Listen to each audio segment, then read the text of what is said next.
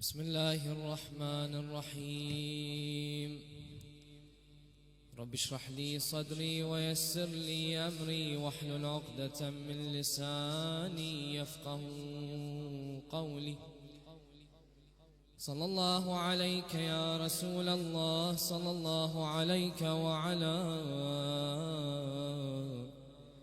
أهل بيتك المعصومين المظلومين لعن الله الظالمين لكم من الأولين والآخرين صلى الله عليك يا أبا عبد الله صلى الله عليك يا ابن رسول الله صلى الله عليك يا أبا عبد الله يا رحمة الله الواسعة ويا باب نجاة الأمة غريب يا مظلوم كربلاء يا ليتنا كنا معكم سادتي فنفوز فوزا عظيما أعوذ بالله من الشيطان الرجيم بسم الله الرحمن الرحيم وأقم الصلاة إن الصلاة تنهى عن الفحشاء والمنكر صدق الله العلي العظيم. Enlighten your hearts and gatherings with a loud salawat ala Muhammad wa ali Muhammad.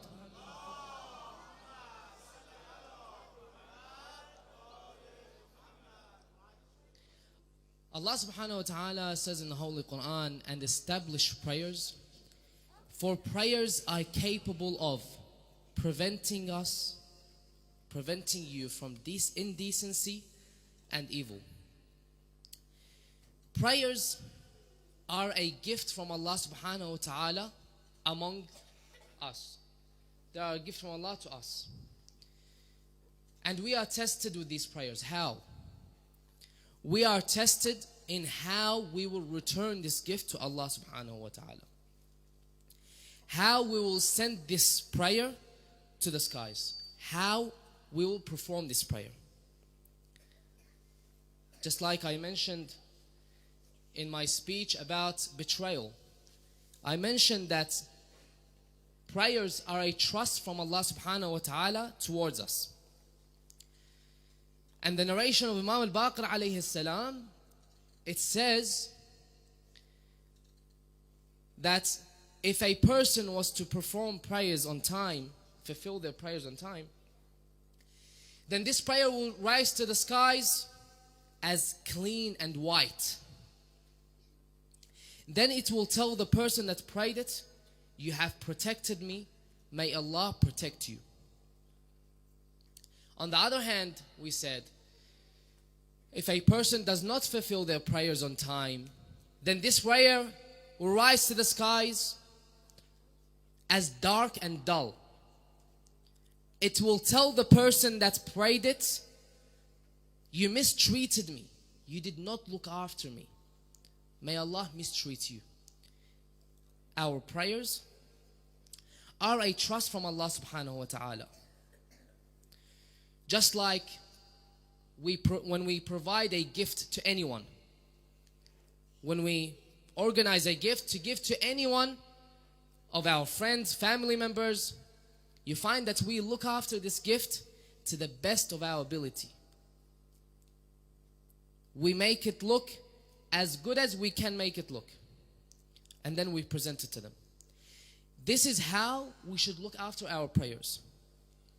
This is how Allah subhanahu wa ta'ala expects us to send our prayers to the skies. Now, what do I mean by presenting our prayers in the best possible form? What does this mean? Prayers have an extreme importance, first of all. We must understand this. And then I'll go into how we can present this in the best possible form. The Imam says that the prayer, Imam al-Sadiq says, as-salat amudud-din. The prayer is like the pillar of religion. Then the Imam compares it to the structure of a tent. He says, if the structure of a tent is strong and firm, then all the other components of the tent will be firm. If the structure of the tent is not firm, then all the other components of the tent will not be firm. That's what the Imam says. How do we apply this to Salah? If our prayers are firm and performed correctly, then you will find that all your other actions will be complemented. Our religiosity will be complemented, will be firm. But if my prayers are flimsy and shaky, then my whole religiosity will be impacted. This is what the Imam means by this narration. Now, in order for us to harvest as much as we can from our prayers, in order for us to perform a prayer that will impact us in a good way, spiritually and physically, in order to present our prayers, in order for us to present our prayers in the best possible form, we have to have a component. What is this component called? It is called khushu'. It is called khushu'. What is khushu'? Khushu' is basically a mixture of components that come together and give the person that's praying full submissiveness to Allah subhanahu wa ta'ala. And we will go into this. Today the topic will be about khushu'. Throughout the lecture, we will have a look at 4 main points. If we have time, we will look at the 4th point. If not, it will stick to 3. The first point is, how do I know if I am in a state of khushu'? How do I know? If I need this khushu' in my prayers, how do I know if I have it? That's 1. Number 2 is, how do I prepare for my prayers? And number 3 is the different ways to obtain khushu'. We'll begin with a loud salawat ala Muhammad wa ali Muhammad.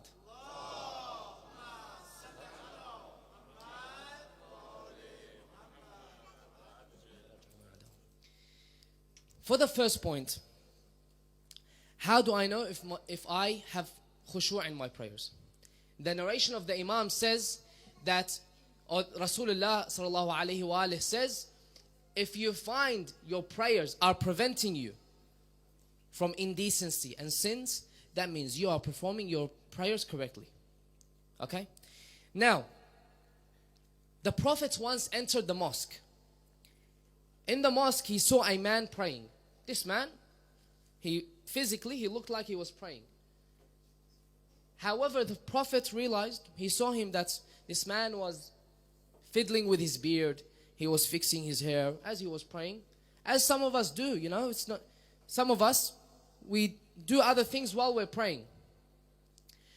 The Prophet said one line. He said that if this man's heart was in a state of khushu', then his body will be in a state of khushu' as well. Our actions when we are praying should be in sync with our heart. If I want to know if I am in a state of khushu', if I am focused in my prayer, then I should look at my actions in prayer. Are my actions fixed, stable, and just sticking to the guidelines of my prayer, or am I doing other things?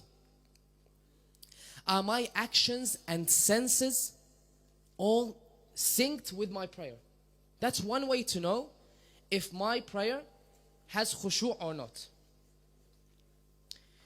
Number 2 is my thoughts. What am I thinking about during my prayer? Is my thought process synced with my prayer? Am I thinking about the actions I'm performing? what am I going to do next? What's the next step in my prayer? Or am I thinking about what I will do after prayer? From the work, or what am I going to eat, kebab or biryani or whatever it is? Or am I focusing on my prayer? Is my thought process synced with the actions I'm performing? They say a man was once going to Medina, to the mosque of the Holy Prophet. On his way to Medina, he had a very big accident. As he was having the accident, his heart straight away connected with the one person that all our hearts connect to in any hard situation. His heart straight away connected with Allah subhanahu wa ta'ala. He asked Allah, please save me from this situation. Allah subhanahu wa ta'ala accepted his prayers and he saved him. This man arrived safely to the city of the Holy Prophet. He was going to the mosque. He wanted to thank Allah subhanahu wa ta'ala for saving him. As he was entering the mosque, he saw a stand outside the mosque. This stand, they were selling rock melons. He went there, different types of rock melons, sizes, variations, prices, everything. So many options to choose from. He told the seller that, are you going to be here in the next 20 minutes? He said, yes. He said, I'll go pray and come back. So he says, the man says, I went to pray. As soon as I said, Allahu Akbar, where did my mind go? It went straight to the rock melon. Okay, when I finish prayer, what am I going to do? Am I going to buy the sweet one or the sour one or the big one or the small one? How much money am I going to spend? His mind straight away went to that. He said, I finished my prayer. I didn't even realize when I started, when I finished, did I pray my full rak'at? I didn't realize, but I was in a hurry. I wanted to go get my rock melons. That's all I was worried about. He said, when I went to the stand to pick up my my rock melons, I heard a voice around my shoulders. This voice told me, Allah subhanahu wa ta'ala just saved you from something that could have taken your life, and you prayed a prayer for the rock melon, not for Allah subhanahu wa ta'ala. He said, as soon as I heard this voice, I turned around, I didn't say anything. I realized it was a sign from Allah. Allah subhanahu wa ta'ala tested me. Yes, I wanted to go pray for Allah subhanahu wa ta'ala as soon as I arrived to the mosque. But what was this prayer? Who was this prayer for? Am I thinking about my prayers when I am praying? Where are my thoughts? A man once said, now I'm not sure if he was saying this as a joke or if he was being serious. He said, I realized when I'm praying, I get all kinds of thoughts. Thank you. All kinds of thoughts come to my mind. I remember things that I had forgotten. I remember if I lost something, I remember where I could have placed it. And then when I finish prayer, I go and find it. So he said, from now I started doing this. Whenever I lose something, I go and pray 2 rak'at and then I remember where it is. Unfortunately, our prayers, the shaitan knows how to come to us. The shaitan is not going to come to a 60-year-old man and tell him, what game are you going to play on the PlayStation after you finish? No, the shaitan knows what to tell you in your prayer. The shaitan knows how to distract me in my prayer. If I'm an old man or a young man that has work, shaitan will make me think about my work. If I'm a young teenager that's interested in games, when are you going to go play with your friends? What's your plan for the week? The shaitan knows how to come to us. But how often do we push him back? Now that is regarding our thought process. Then you've got our eyes. The narration of Imam al-Sadiq says, It says, oh sorry, in this narration it was Rasulullah sallallahu alayhi wa alayhi. He says, Al-Khushu' alladhi la ya'raf alladhi an yamineh wa an yasareh. The one that's in a state of khushu', the Prophet, peace be upon him, and his family says, is the one that does not know what's happening on their right and left side. Whatever happens can happen. All they're looking at, the Prophet says, all they're looking at is the place that they're performing sujood. That's where their eyes are. But I realize with myself, when I'm praying, I analyze everything that's happened around me. Even if I'm looking this way, I'm continually scanning what's happening around me. Or some people, they go a step above and they even move their heads while they're praying. How do I consider myself a person that has khushu' and submissiveness in my prayer when I'm looking around or paying attention to what people are doing around me? Or looking at the wall in my house. You know, what color am I going to paint this year? Where are my eyes focused? That's another thing I have to ask myself. So these are all techniques for me to find out if I have khushu' in my prayers, submissiveness or not. Now to point number 2, how do I prepare for salah? Now with salah, you have to really treat this every single salah. I personally speak to myself before I speak to anyone else. I have to treat this salah as if I am meeting with the most important person you know. If I was to go to a meeting, now the younger gentleman might not know the importance of a meeting with important people or for a job interview. Meetings are extremely important. If I was to prepare for a meeting, I will start preparing the day before. What am I going to wear? What time am I going to have breakfast? Plan everything around that. When it comes to my prayer, do I prepare the day before? You know, what am I going to be working tomorrow? Where am I going to be working? Where am I going to be for Salat al-Dhuhr? Where am I going to be for Salat al-Subh? Am I preparing? And then when it comes time for Salah, do I go into the state of remembering Salah as soon as I hear the adhan? Or as soon as I look at my watch and realize it's Salah time? Or do I start preparing 5 minutes before? When it comes to Salah, if I want to be in a state of khushu' and submissiveness, I have to start preparing beforehand. I can't expect myself to, as soon as hear the adhan, go do wudu, go onto my prayer mat, Allahu Akbar. That's not going to happen. I have to prepare myself. Preparing myself is by performing wudu beforehand, preparing the prayer mat, and also reciting some verses of the Quran. Anything that will get me into that state of mind. Prepare me physically and mentally for my prayers. This is how I should treat these prayers.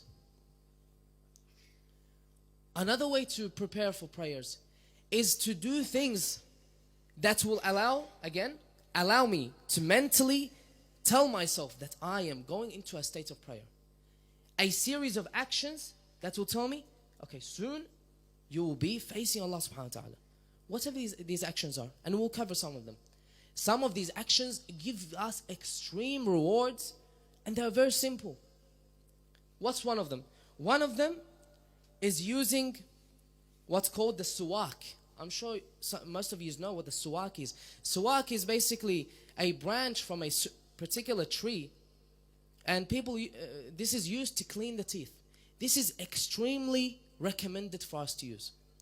The narration says from Imam al-Sadiq, Salat ruk'atan bisuwak afdal min 70 ruk'ah bighayri suwak. One prayer I pray using suwak, I use suwak before I pray, is equal to 70 prayers or 70 rak'at one prayer with siwak is equal to 70 rak'at without siwak. So doing an action as simple as this gives me a reward of 70 prayers. Now we're going to find that this number 70 is a common denominator here with a few different actions. So these actions, if I get used to, as soon as I prepare my prayer mat or wherever I'm praying at work, I use the siwak straight away. I don't have to spend too much time on it, just quickly. That's one. Number two is clean clothes. The verse from the Holy Quran says, Ya bani Adam khudu zinatakum inda kulli masjid. That's, O people, O sons of Adam, take your beauty and your decoratives to your masajid. When the Ahl al-Bayt were asked about this verse, Rasulullah sallallahu alayhi wa said, the zina, the beauty, is to wear clean clothes, to comb my hair. Why don't I assign a certain clothing if I'm not at work? If I'm at work, probably not everyone is capable of doing this. If I'm at home praying, why don't I assign some clean clothes that are always just used for prayer? This will allow me to mentally and physically understand that I am changing my situation here. I am entering what's a meeting with Allah subhanahu wa ta'ala.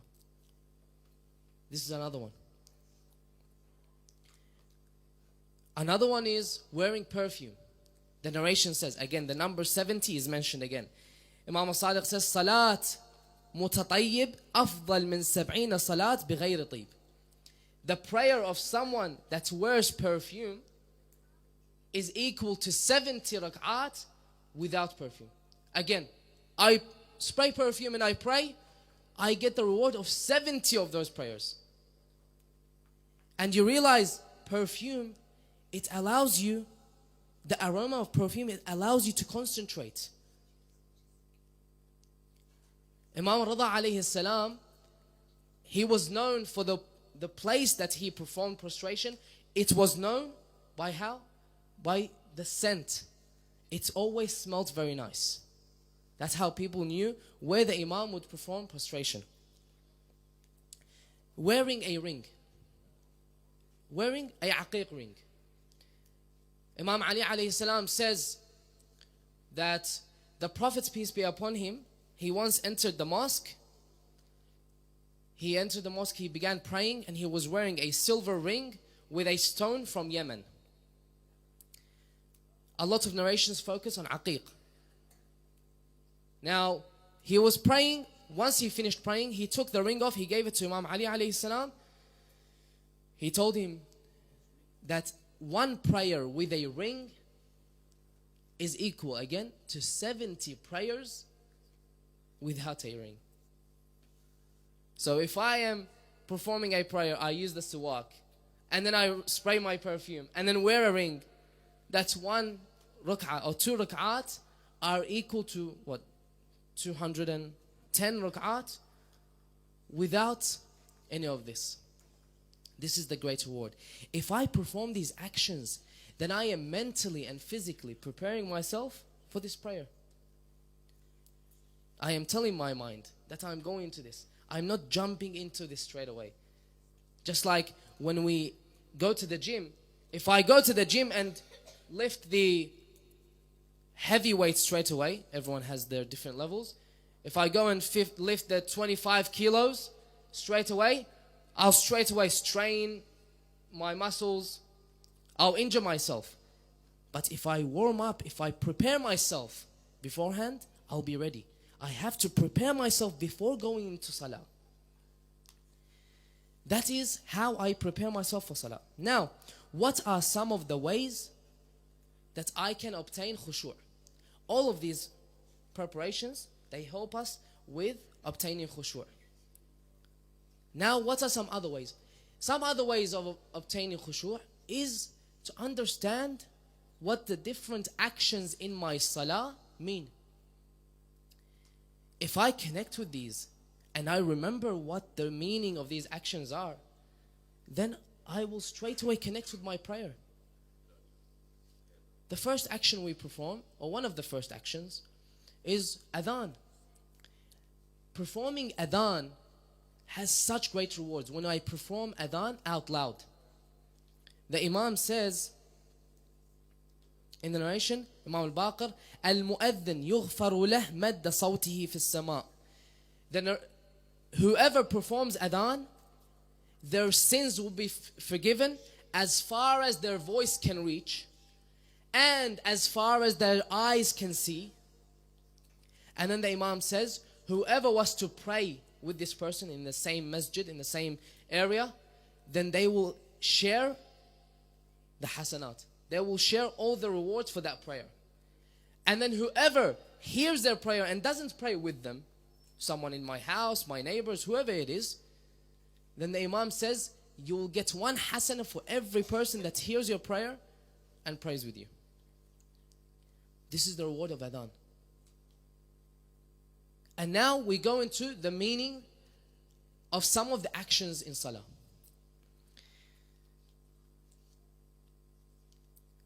Imam al-Sadiq alayhi salam says, when it comes to takbirat al-ihram, takbirat al-ihram is when we say Allahu Akbar. When we perform this action, we must understand that Allah subhanahu wa ta'ala is great. Because that's what we're saying. We're saying that Allah is great. Allah is greater than anything we know. Allah is greater, subhanahu wa ta'ala, is greater than anything. Great, so great that I cannot comprehend Him. Unfortunately, even though we're going a bit off topic here, unfortunately there are people these days that believe they can comprehend who Allah is. They want to understand who Allah subhanahu wa ta'ala is. We all believe that Allah subhanahu wa ta'ala is limitless. Yet you have people that are speaking this year in some of the centers, not in this city. And they are sitting on the pulpit trying to teach people how to comprehend Allah subhanahu wa ta'ala. When I am trying to comprehend Allah subhanahu wa ta'ala, it means I'm limiting Allah to my thought, to my comprehension. If I am limiting Allah, that means I'm saying Allah is limited. I cannot do this. When I say Allahu Akbar, I understand that Allah is greater than anything else around me. Nothing else that's going on around me is greater than Allah. The narration of the Imam says, إذا كبرت فاستصغر ما بين السماوات العلى والثرى دون كبريائه. That if you say Allahu Akbar, belittle anything else in between the skies and the earth. Why? The Imam says, فإن الله تعالى إذا اطلع على قلب العبد وهو يكبر. That if Allah subhanahu wa ta'ala was to look into the heart of that individual that's performing the takbirah, and he was to see, the Imam says, he was to see that the heart of that individual or the mind of that individual is thinking about other things and does not contest to what they are saying, then Allah subhanahu wa ta'ala will tell that individual, are you lying to me? Are you mocking me? You're saying something that your heart does not contest to? Then Allah subhanahu wa ta'ala says, I will prevent you from finding pleasure in my remembrance. And I will prevent you from being able to find pleasure in supplicating to me. When I say Allahu Akbar, I must understand the meaning of this. Allah is greater than anything else. When I understand this, it allows me to have that full submissiveness towards the Creator. And now, to the last point, which is the meaning of the sujood, the meaning of the prostration. In every prayer, every time we perform one ruku', we perform two sujood. Imam Ali alayhi salam was asked about the meaning of sujood. What does it mean? The Imam explained this very nicely. He said, that we perform 2 sujood. We go down once, we come up once, down again, and go up again. He said the first time you go down, you place your head on that turba, on the dirt, on the clay. He said this is you acknowledging that we were created from clay. We were created from that. This is what Imam Ali alayhi salam says. Listen to these very beautiful words. This is number 1, when we place our heads first. Then when you lift your head, the Imam says, this is you acknowledging, it resembles you being born into this world. You were created from this clay when you were born. This is when you lift your head. So you've performed 1 sujood. The Imam says when you perform the 2nd sujood, you are acknowledging, the Imam says, that you will one day return into the dirt. We will all die at one day. And we will return into that dirt. This is what this exemplifies. Then the Imam says, when you lift your head the 2nd time, it exemplifies the resurrection on the day of judgment. How we will all be brought out of our graves on the day of judgment and brought to account. This is how beautifully the Imam explains this. Now when we understand these actions, if I remember the meaning of these actions every time I perform sujood, they give us such beautiful lessons. Such beautiful moral lessons. How? If I remember every time I perform that 2nd sujood, that I will be returning to the ground, I will be buried into the dirt, then my chances of performing sin will be much less. Remember what Rasulullah sallallahu alaihi wasallam said? He said, if you want to know that if your prayer has an impact on you or not, then have a look if it's preventing you from sin. If I am remembering death, then my chances of performing sin are much less. And then when I remember that every time I lift my head for the 2nd time from my sujood, it means that I will be resurrected from my grave and judged for every action that I did. Again, this will prevent any normal person, any person that focuses and acknowledges this, it will prevent them from performing sins. We do not know when we are going to pass away. I think it's been about a year's time. One of our friends in Sydney, he had a child, I think he was roughly 11 or 12 years old. So roughly around your age. It's a lesson. This lesson is for the young before it is for people like me and older than me. This man went to work on a normal day. His wife went to work on a normal day. His brother went to school, or maybe it was holidays. Anyway, he went with his friend out to the park. All of a sudden, he had a heart attack. He fell and he died. Right then and there. If I don't know when I'm going to pass away, how do I not perform these actions to the best of my ability to allow them to have an impact on me? As I said, I speak to myself before I speak to my brothers and my sisters. I want Allah subhanahu wa ta'ala to accept this from me and allow me to have the benefits, harvest the benefits of this prayer. Imam Hussein alayhi salam, on the day of Ashura, in the midst of all the action, in the war,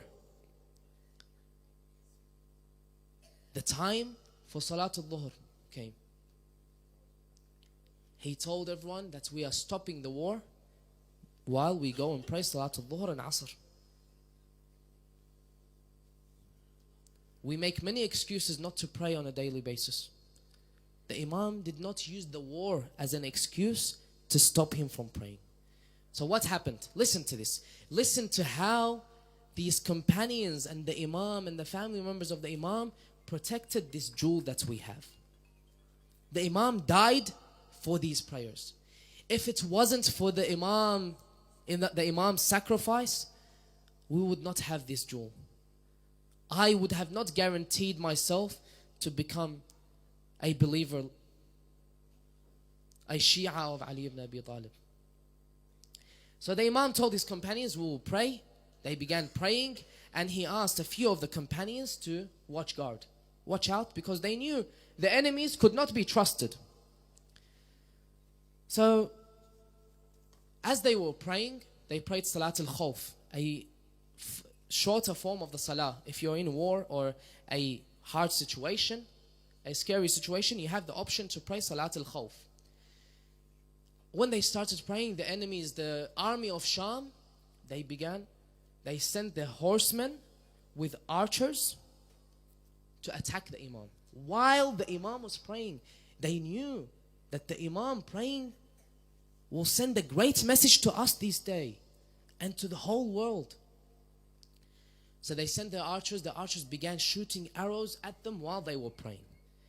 Now these people that are protecting the Imam and the companions, they maybe have one shield, maybe two shields, but there wasn't enough of them to protect everyone that was praying. What did they start doing?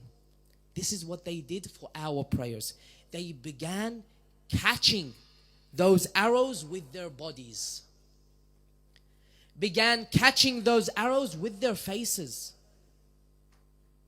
The narration says, or the history says, that they would watch the arrow to make sure the arrow does not go past them. They would have to watch where it's going, and it would catch him in the face. This is how they protected this prayer.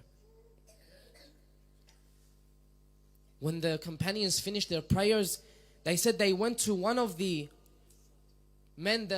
companions that were protecting them. They found 13 arrows other than the spears and the strikes of the sword. 13 arrows were in his body. Sallu ala Muhammad wa ala Muhammad.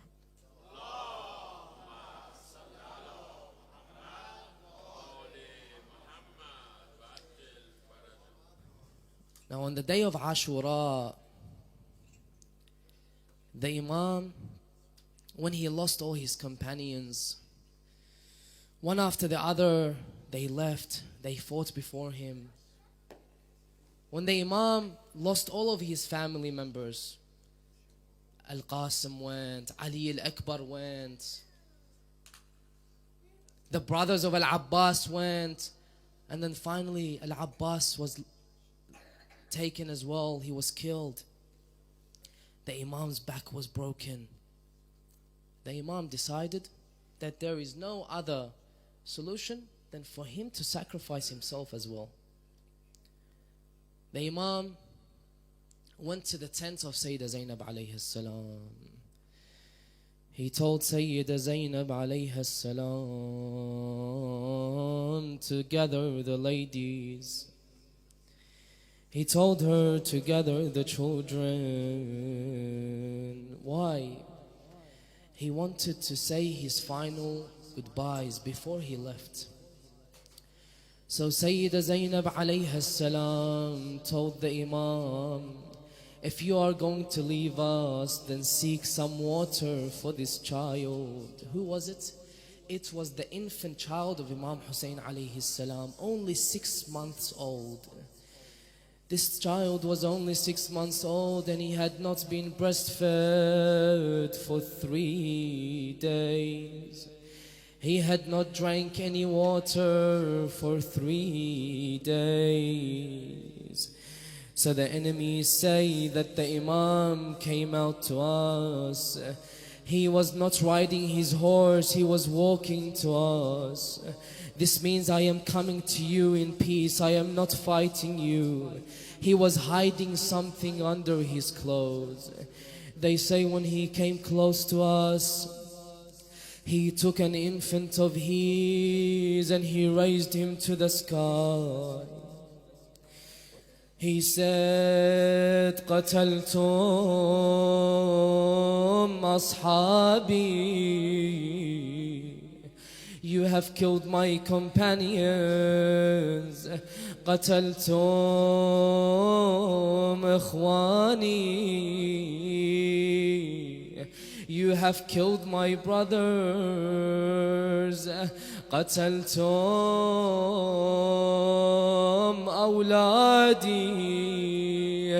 You have killed my children, and now this infant is thirsty. He has not drank water for 3 days. So please give him some water. If you do not trust me, then take the infant yourselves and just give him some water, or else he will die. One of the enemies called out to the Imam. He said, we will not give you any water until you go to hell. This is what he told your Imam. The Imam replied to him, he said, I shall meet my grandfather, Rasulullah. You are the one that will go to hell. He said,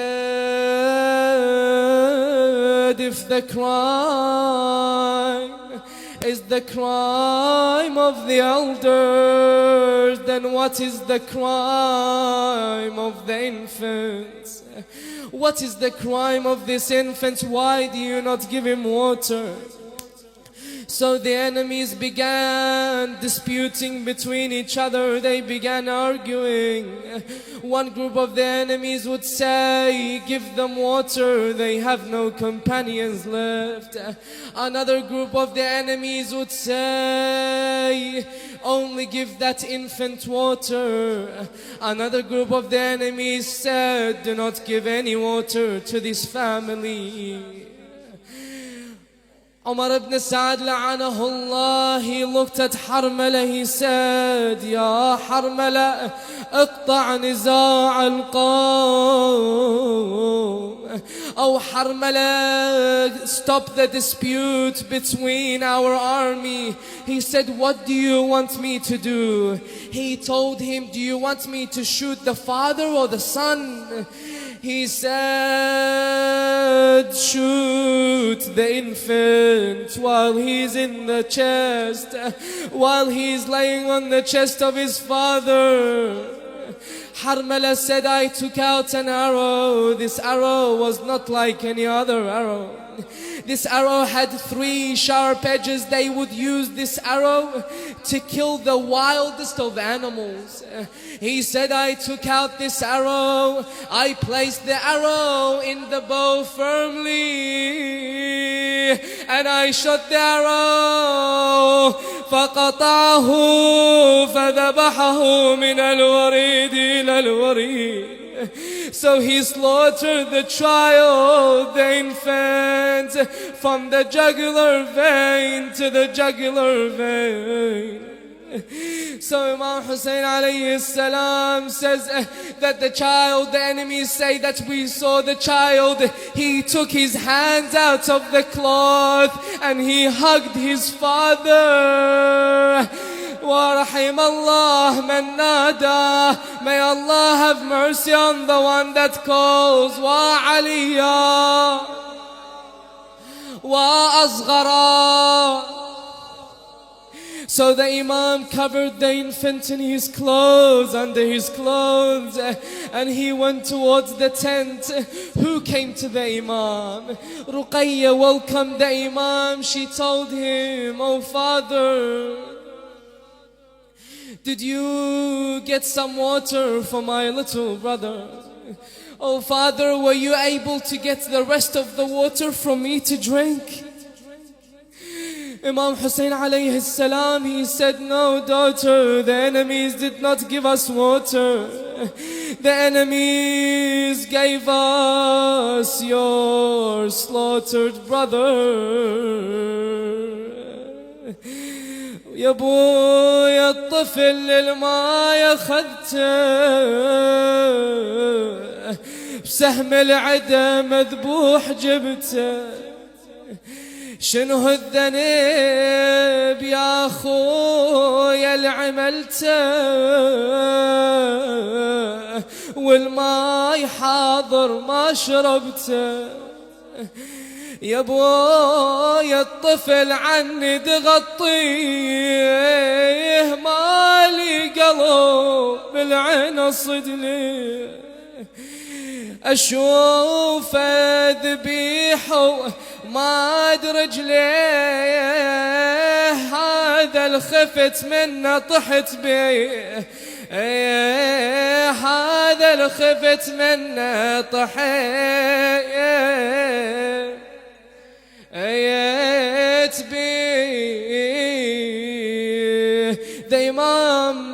The Imam gave his final goodbyes to the family. He said, Ya Sukaina, Ya Fatima, Ya Zainab, alaykunna minni salam. He told them to prepare for the affliction, to be patient, to surrender for the will of Allah. Sukaina came to her father. She told him, "Oh father, have you surrendered to death?" He said, "And what does a man do if he does not have any more companions or protectors? What else can he do other than surrender to death?" They say with the aftermath of Karbala, Sayyidah Zainab alayha salam was gathering all the ladies, all the children. She was looking for one of the ladies, the mother of Abdullah al-Radi'. She was looking for her, but she couldn't find her. Finally, she found her on the plains of Karbala.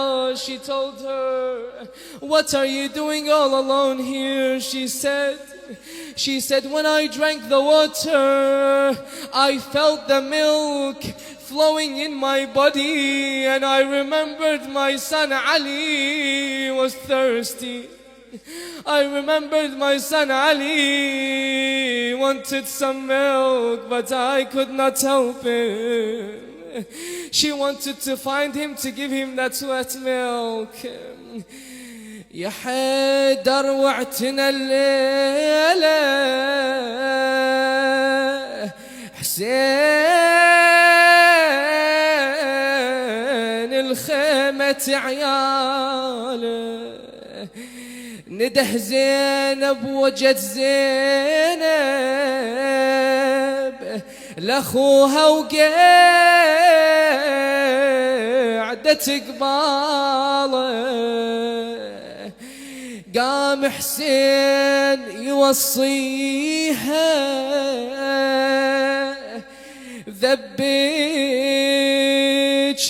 ذبج الحرام، ذيك الحرام واطفاله، يقلها والدمع تسيل، شوفي هالزلم والخيل يا زينب بس سواد الليل، باكر تهجمي علينا